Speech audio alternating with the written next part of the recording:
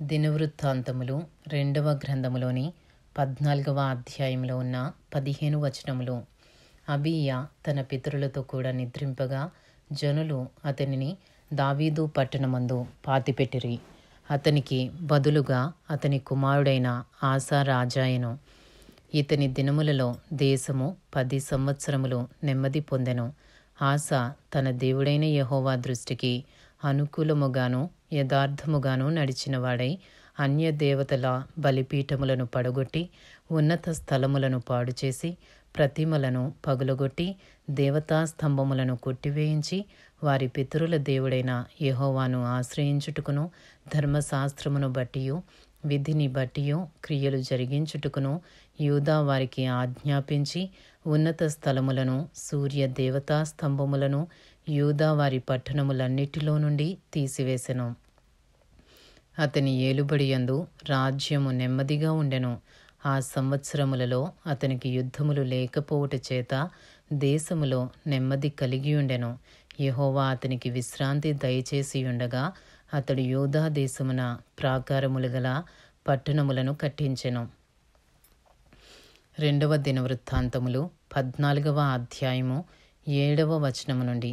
అతడు యూదా వారికి ఈలాగు ప్రకటన చేసెను. మన దేవుడైన యెహోవాను మనము ఆశ్రయించితిమి.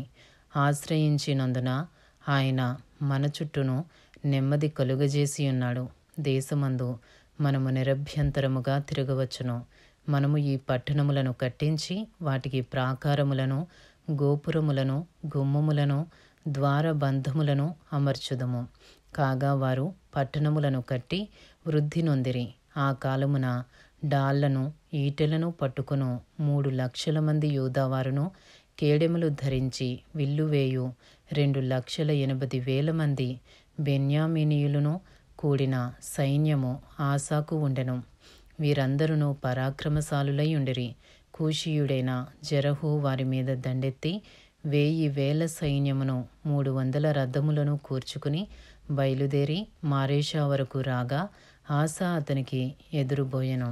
వారు మారేషా నొద్ద జెపాతా అను పల్లపు స్థలమందు పంక్తులు తీర్చి యుద్ధము కలుపగా ఆసా తన దేవుడైన యెహోవాకు మొర్రపెట్టి, యెహోవా విస్తారమైన సైన్యము చేతిలో ఓడిపోకుండా బలము లేని వారికి సహాయము చేయుటకు నీకన్నా ఎవరునూ లేరు. నా దేవా యెహోవా, మాకు సహాయము చేయుము. నిన్నే నమ్ముకుని ఉన్నాము. నీ నామమును బట్టియే ఈ సైన్యమును ఎదిరించుటకు బయలుదేరి ఉన్నాము. యెహోవా, నీవే మా దేవుడవు. నరమాతృలను నీ పైని జయమొందనీయకుము అని ప్రార్థింపగా యెహోవా ఆ కూషీయులను ఆసా ఎదుటను యూదా వారి ఎదుటను నిలువనీయక వారిని మొత్తినందున వారు పారిపోయిరి. ఆసాయును అతనితో కూడా ఉన్న వారును గెరారు వరకు వారిని తరుముగా కూషీయులు మరలా పంక్తులు తీర్చలేక యెహోవా భయము చేతను ఆయన సైన్యపు భయము చేతను పారిపోయిరి. యూదావారు విశేషమైన కొల్లసొమ్ము పట్టుకునిరి. గెరారు చుట్టూనున్న పట్టణములలోని వారందరి మీదికి యెహోవా భయము వచ్చెను గనుక ఆ పట్టణములన్నిటినీ కొల్లపెట్టి వాటిలోనున్న మిక్కుటమైన కొల్లసొమ్మంతయు దోచుకునిరి. మరియు వారు పశుల శాలలను పడగొట్టి విస్తారమైన గొర్రెలను ఒంటెలను సమకూర్చుకుని యెరూషలేమునకు తిరిగి వచ్చిరి. ఇంతటితో దినవృత్తాంతములు 2వ గ్రంథములోని 14వ అధ్యాయంలో ఉన్న 15 వచనములు పూర్తి చేయబడినవి.